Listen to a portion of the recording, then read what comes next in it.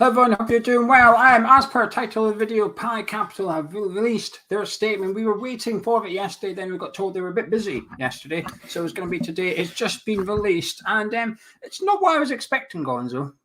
It's not what I was expecting, but they've essentially, in a nutshell, we'll get onto it in a bit more detail, but in a nutshell, they've agreed terms with the LLDC over full control of the London Stadium long term, should they acquire West Ham United. I mean, this is weird. Just for context, because it's going to look weird what Hammers Chat have done. I released a video 3 minutes, but 10 minutes ago. But when Geo messaged me and said the statement's out, I'd released a video 3 minutes ago. The video was entitled, I still got it there, 10 questions that I'd like PAI to answer. So just so as you know, I recorded it this morning. It's quite a long video, so that's why this statement is on there. We waited because it was last night, and I thought I'd put it out. Geo, this answers the videos over on the forum channel if you want to go and give it a watch. This answers one of the questions, I've got to say, which won't bore you with now. This is a really weird scenario. I mean, this is really weird. Firstly, I guess the LADC, all they can do is pass over operational control of the stadium, I guess, all year round, which means they could run concerts there. They could do all that sort of thing. But it answers my question about owning the stadium, which is they don't have an intention to own the stadium. This is a weird one. So I wasn't expecting this. Sorry, I'm a little bit gobsmacked, a little bit flabbergasted by it. What did you think? I think they're copying Man City. Man City don't own the Etihad, but they own full control of the Etihad from the council, essentially. And I think they're trying to take a similar route here, which is basically your ground, but it's not your ground. I think it's quite an aggressive way of trying to take control of West Ham United, actually. I'm sort of impressed a little bit because what they've just done is they've just said to the club, we have a plan for the stadium. We have an agreement now with the owners of the stadium. So that's one piece of the puzzle done. You know, they even in their first statement, they alluded to the stadium. They mentioned the stadium. They mentioned the Queen Elizabeth Park numerous times. And basically, they just told everyone, we have an agreement for the stadium now. And it does say this would be a condition of PAI successfully concluding a deal for majority control with the current owners of West Ham United. I think it's clever what they've done to some extent because they've got no risk here, have they? If they don't take control of West Ham United, they've not lost anything. There's no obligation at their end. But they do take control of West Ham United. They've already done the deal for the stadium. Things change like that overnight. An interesting move, if you like. An interesting move. But later, it gets a bit more interesting later on in the statement, I think. But well, I skimmed it. It's a lot of riddles. A lot of this stuff is spoken in riddle. I've got to be honest with you. I'd like some plain talking, actually. Okay, get the stadium. What I read, and I did skim read it, so if took 30 seconds to read that, which ain't enough. So if I missed it, but it sounds like a lot of bringing things together and it's not working. It seems like a lot of platitudes, a lot of powder puff comments. What I want to know, what you're going to do. Are we taking the seats forward? What are we doing? Let's get, because there's no commitment here, as you say, with that, because that's really what I want. Any potential new owners to come in. Look, I know it's not just my thing. A lot of people think the seats are too far away. Are you going to come in and move those seats forward? Because this is what Man City, what you're going to say is, basically you're going to do construction work. Is that what you're saying? You're going to come in and do what Man City have done, and you're going to complete major construction work in that stadium to make it a football stadium, which is not at the moment. There's a reason we got a carpet over the track. It's because there's a track there. There's a reason Tottenham don't have a carpet because they've got no track, right? So there's a reason we need this carpet. If that's what you're saying, that you're going to come in and do major construction work, because I am all up for that, if that's what you're saying. But it's vague from what I can see. So let's have some detail on this, basically. Well, on the stadium, it remains vague. It just says it will require changes to the configuration within the stadium itself, as well as extended facilities for fans in and around the ground. But it doesn't state what. It doesn't say what. I mean, technically, they could hang a poster up and say, "We've done it. We've met that." Well, configuration would suggest seating. That being said, they've just changed the configuration at the moment. They've squared off some of the seating. It's still miles away from the pitch.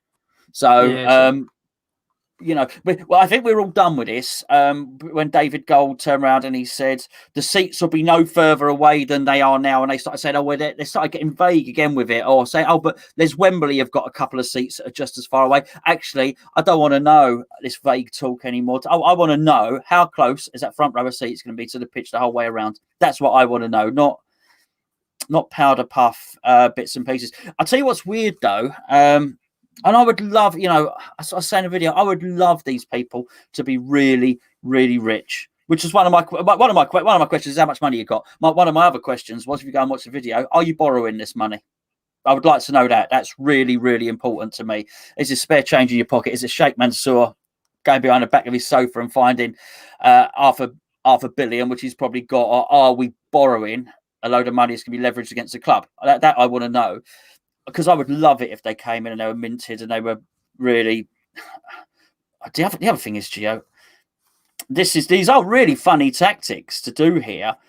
This is not what they've clearly not done their due diligence, which means they've not looked at the books. There's only one man that's going to let them look at the books, and that's David Sullivan. And after doing all this, they're still going to have to go to David Sullivan and say, "Excuse me, can we look at your books, please?" He might turn around and say no. He probably will. I think he probably will, to be honest with you. This is really, but isn't it funny just to come out and just do the bit about renting the stadium? This doesn't seem like a major improvement to me, unless they can be precise and say, no, we are going to rent it, but we're going to make it 50,000. You are going to be on top of the pitch. Fine, brilliant, bring it on. It's almost slightly different to what they alluded to in their opening statement that we got a week ago from Phil Beard. Phil Beard has alluded to the fact we want the stadium, we want the football club, and we want the park. We want it all and want to build something. Well, now it's come out, well, actually, we want to rent the stadium. We'd like to change it a little bit. We want to rent. We don't want to own it, or we can't own it. But I can't.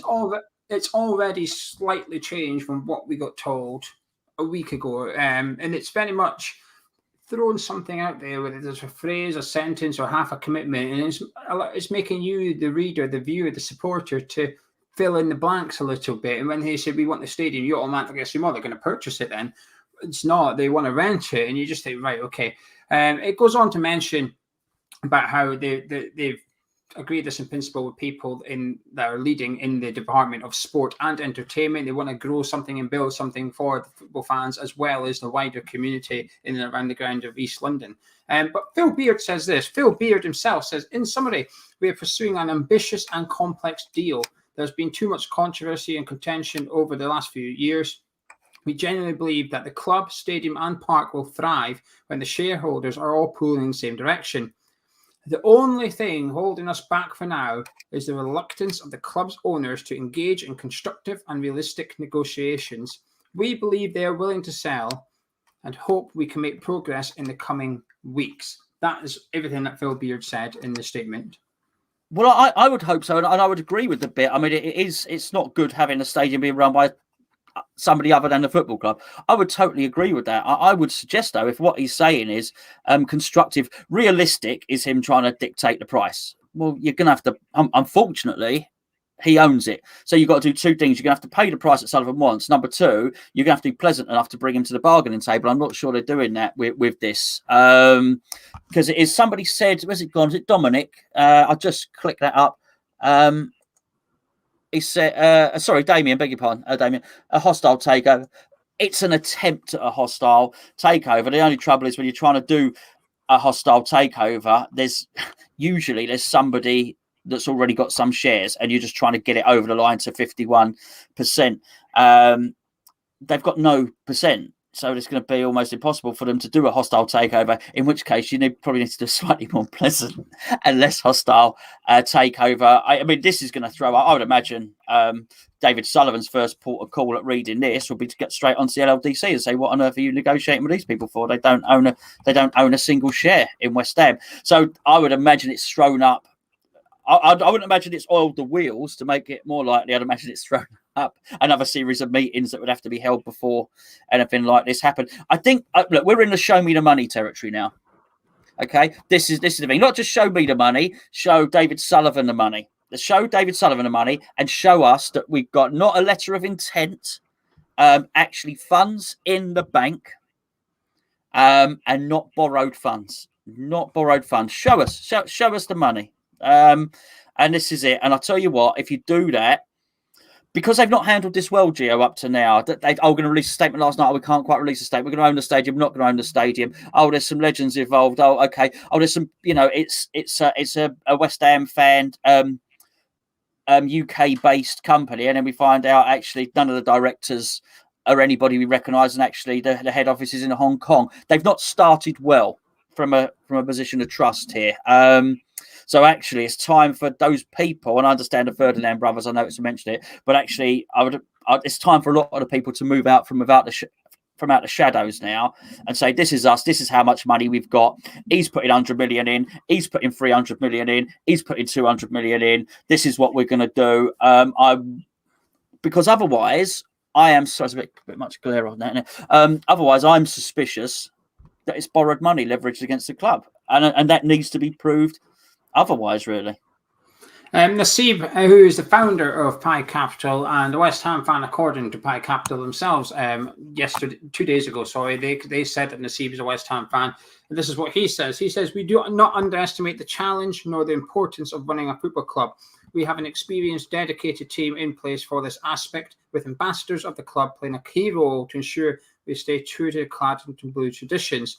We cannot recreate Fortress Upton Park at the London Stadium, but we can make significant improvements to the configuration, the catering and hospitality, and the transition from stadium to stadium for the fans, from the station to stadium for the fans. Moreover, we intend to stay loyal to the core values of the club. To that end, we are delighted that the likes of Rio Ferdinand have agreed to be involved."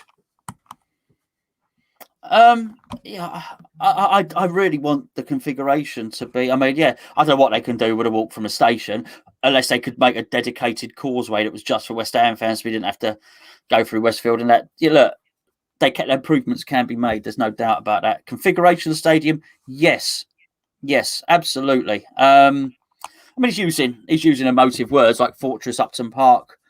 How I mean, to be fair, I'm not going to let Karen Brady sour me on this. Karen Brady's plans where all the seats were moving forwards, and I got suckered in more than anyone, I tell you. Actually, I'm not going to let her sour me so much. I don't want to look at architectural plans anymore. Actually, I do. I'd like to see some architectural plans on this, actually. I'm assuming if they've had contact with the LLDC, they'll have had some of the blueprints for the stadium. So I am assuming they have obviously got an architect in and assessed what they can do. So I'd like to. That would be nice to see what they plan to do from what their architect has had drawn up. I'm hoping they've employed one anyway. But at the moment, there's just a lot of words there, Geo. It's just a lot of words. I think at the moment what they've got is they've got a core number of fans who are anyone but Golden Sullivan, right? Well, I saw Golden Sullivan sell Birmingham City to Carsten Young. And he was in prison for fraud a year later. So I'm not anyone but Golden Sullivan. So let's get that straight. But they've got those people anyway. I think if they want to get the next level of fan involved in terms of, let's say there's, various different, there's some that will never be convinced. There's some that are convinced already, right? And there's all these people in between. If they want to get the next level up to be convinced, then they're going to have to show something. And I think, I don't look, that's up to everybody else what their opinion is. It was weird. I thought there was going to be a thing coming out because everyone said it's out, and you messaged, and I thought it was something to do with a club. It's weird. It's weird that you would. I guess they've basically gone to in essence, they've gone to the landlord and said, look, if we move into the house, are we all right to decorate it? That's basically what's happened, right? Yeah, basically. And the landlord said, well, as long as you can agree something with the current tenants, because we have current tenants, but as long as you can agree something with them, then you can do what you want with it. We're happy to have a little deal with you on the side, but you need to get the tenants out first, kind of thing. I'm not reading out Rio Ferdinand's statement thing because I don't see the point of it. This is the same guy that's been urging Declan Rice to sign for Man United. And I think that if there's one thing they've got wrong so far for me is involving Rio, but it's Minwy. I understand why they've done it. They've probably looked at the guy who used to play for West Ham, who's got the biggest social media following, so on and so forth. It probably is Rio Ferdinand. They thought, you know what, we'll get him on board. And they've obviously convinced him. His brother Anton's on board, though, and Anton is a proper Hammer, though. Anton is a proper West Ham fan. Yes. I'm not saying Rio doesn't support West Ham, but I think he also supports Manchester United. And I think Anton's a bit more hands-on with West Ham, if you like. But from what they've said there, it's a lot of flirting, isn't it? It's flirting with the fans. They're trying to win us over a little bit. I think they might win some people over, but what they do, even if you don't win you over, because they're far from 1 meal. I was expecting maybe a 10-point plan today or something. I don't know what I was expecting. I mentioned that in my video. Yeah, I was expecting maybe some form of commitment. I know it's not the end all be all, because Sullivan and Goal gave us a 10-point plan, and we know how that went. Half of it's still not done, but I expected to see some sort of structured intent. And maybe once we finish this video, because it is very reactive, the statement's only just come out and stuff, maybe once you look back at it and think about it, maybe they're actually doing something clever, taking it in bite-sized pieces, dealing with the stadium first. Right, we've done that. Let's move on to the next thing. Perhaps that is the right way to go, rather than trying to just do everything at once kind of thing. But today I was just hopeful of some form of 10-point plan, which lays out every direction the club are going in. The playing squad, whether it's the manager, the training facilities, whatever it is. I was expecting maybe a bit more of a vague statement than a specific one to the stadium. But it's a clever move. It's a serious move, what they've done, but it's also a low-risk one. I'm almost impressed, to be honest with you. It does crank the pressure up furthermore on David Sullivan in particular. It does crank the pressure up to Sullivan and say, look, we are serious. We've got something agreed with the stadium, and either Sullivan's known about it all along and he's been thinking whatever, or he's not knowing about it and it will come as a bit of a surprise to him that this has been done, and it won't go down too well, I'd imagine. But they've definitely increased the pressure. But what they have done for me, while I'm not sold or anything like that, I remain very much firmly on the fence with them. But what they have done, they've kept me interested. They've kept me intrigued. They've kept me a little bit excited, wanting a little bit more from them. I want more and more from them. And that's what they've done today. They've fed me enough just to, when they say a statement next week, I'm going to be rubbing my hands thinking, brilliant, come on then. Let's see they're making a statement next week? I don't know, but they said next statement next week. I'd say, come on then, here we go. I'm ready for this. I'm excited.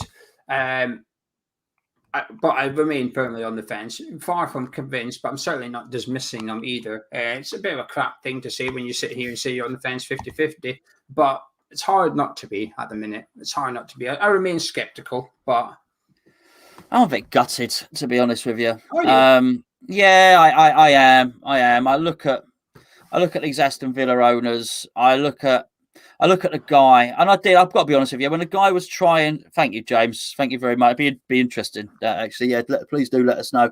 When I look at the Arsenal guy, and I look at the Arsenal guy and thought, well, come and buy us. I did. I thought you're absolutely minted.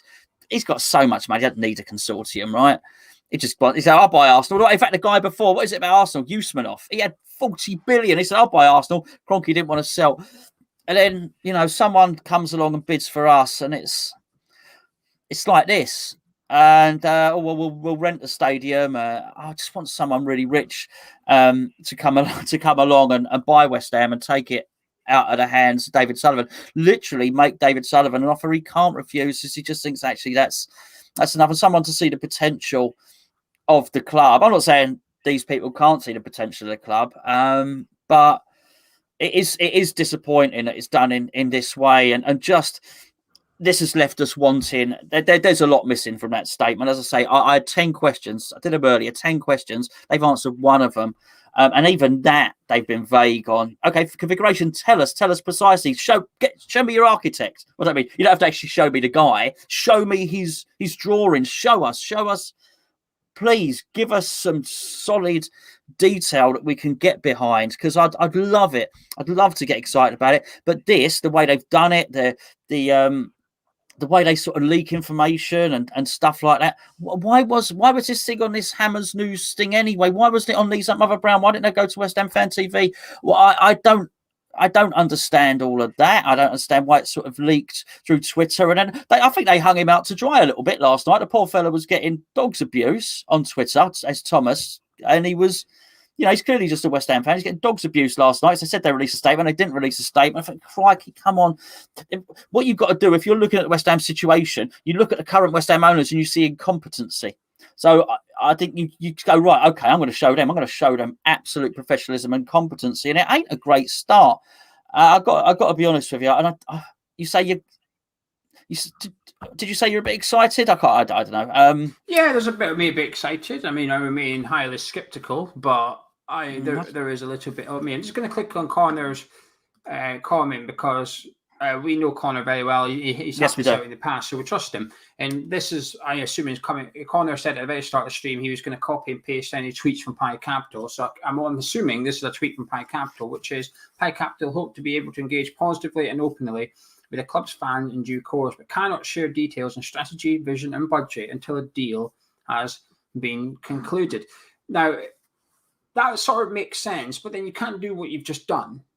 You either do it all or you don't do any of it. You can't just put bits out, you know what I mean, and be very vague about it. Yeah, Connor's confirming that's on their website. Yeah. Go, cheers, Connor. Cheers. I don't think you can be vague with stuff like that. You either say from the word go, you're going to hear nothing from us. We're working hard. We're signing NDAs. You're going to hear nothing from us. We're working. We're doing our best. I promise you. We've got a plan. You'll hear about it in due course. Yeah. Right, fine.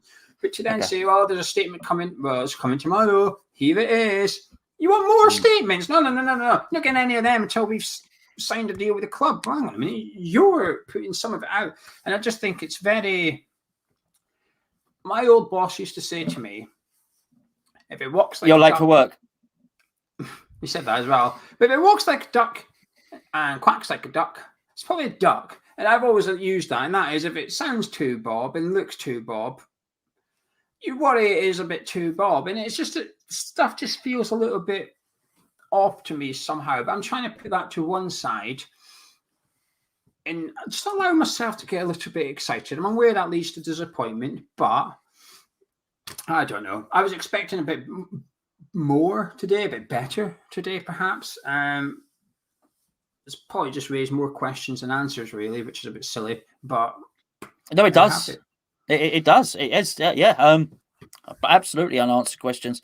I can't get excited about it. I'll be perfectly honest with you.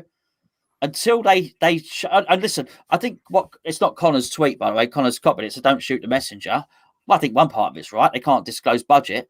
I think, bearing in mind, as you alluded to, the fact they've spilled the beans already, you might as well talk about strategy and what you plan to do. Budget, okay, fine. But you're clearly nowhere near the books, and you're nowhere near doing your due diligence, so you're not that far with it yet. I find it hard to be excited about it because, do you know what worried me from day one when I said about buying the stadium? I thought, well, they can't. Why do they not know this? And it appears... This is how it seems to me from the outside. I've looked at it. Oh, we can't buy the stadium. Why do they not know that? Why do they not know you can't buy that public building without it going to tender?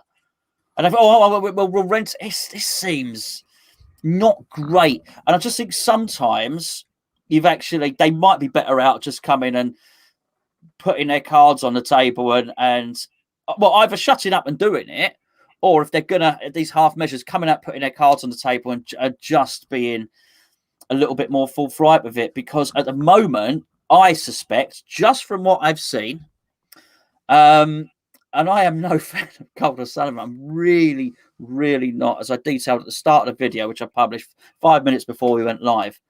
Unfortunately, at the moment, I fear that they're a consortium because they don't have enough money individually. And if they don't have enough money individually, I fear that they might not have as much money as even Golden Sullivan have. And I don't think Golden Sullivan have got enough money to run West Ham. And I'm fearful that they're going to borrow the money.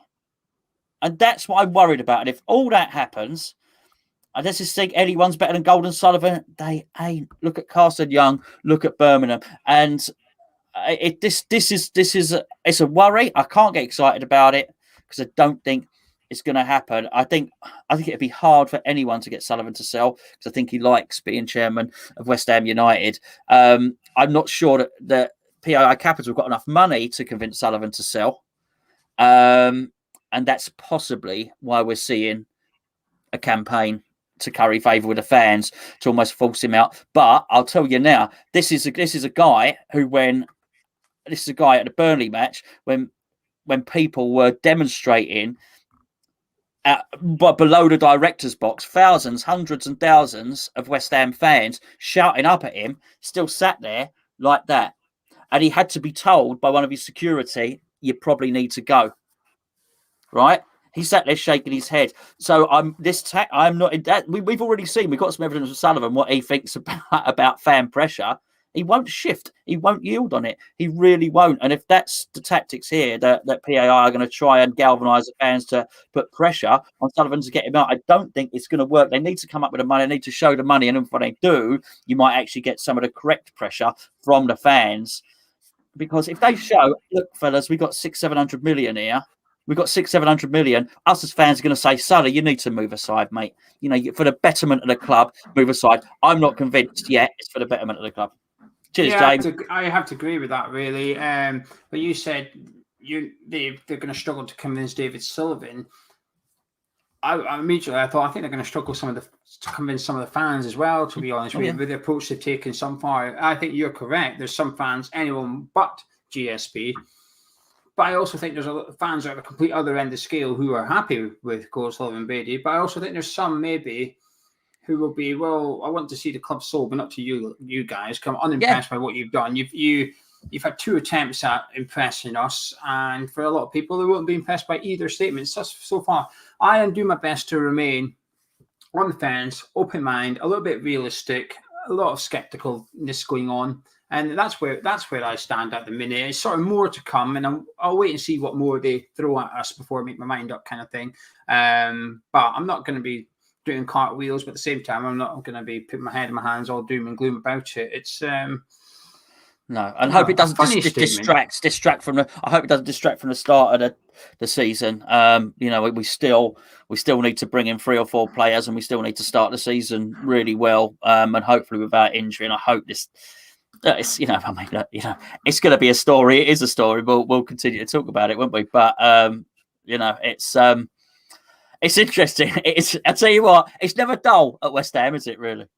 That's all it is, though. Interesting, conclusive, far from it. And that's what we're wanting to see. We're wanting to see some hardcore facts and figures or whatever. We've not got any of that yet. Anyway, we'll leave it there, my friend. Yeah, but mate, we're going to be, we can leave it here for now. We're going to be back with it. There'll be plenty more on this to come, I'll tell you, mate.